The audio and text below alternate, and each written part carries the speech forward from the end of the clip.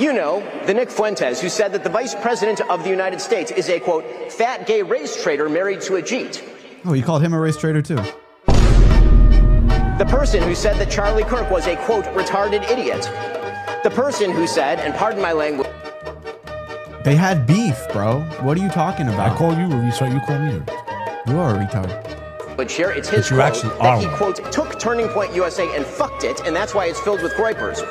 If you have that person on your show and you proceed to glaze him, you ought to own it.